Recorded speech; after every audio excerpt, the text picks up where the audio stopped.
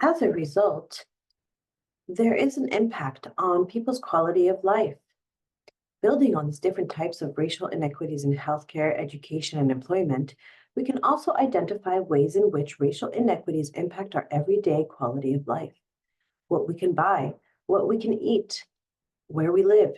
These are all shaped and influenced by the structural racism that results in more barriers and fewer opportunities for people of color.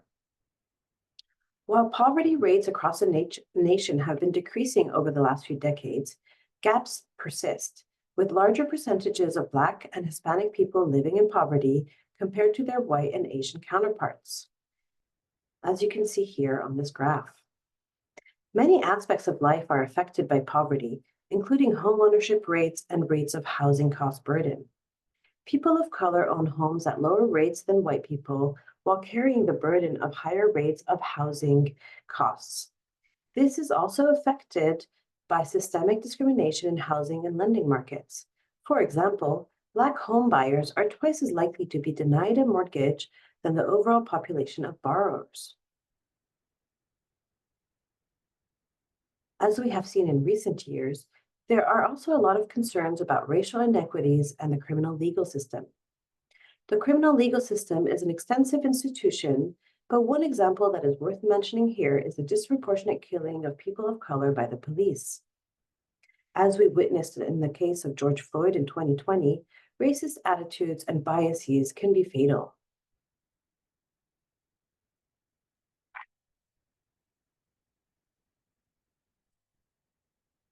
Thinking beyond these particular elements of racial inequities, we would invite you to think about the whole life course and thinking about where children start off.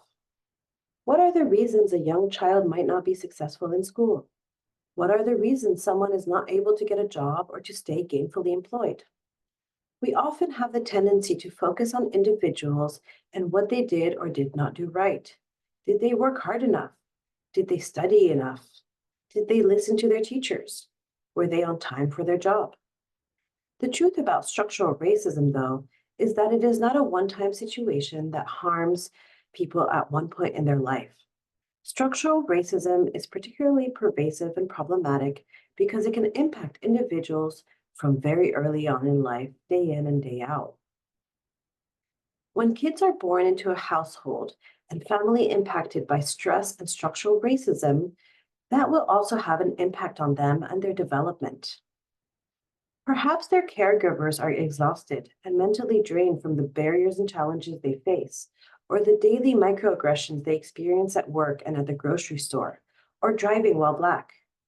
Their experiences will have a domino effect on their children, who in turn might also struggle in school. Children face their own microaggressions and biases from the teachers and administrators that interact with them on a daily basis. They might experience suspensions and expulsions at greater rates than white children. Or their caregivers might not be in a positive mental or physical space to advocate for them and their needs.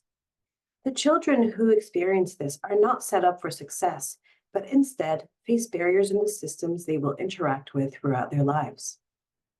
In adulthood, this will limit their opportunities to go to college or to rise to the ranks in the workplace. It will likely result in greater health risks in the form of diabetes or heart disease. And then the cycle continues.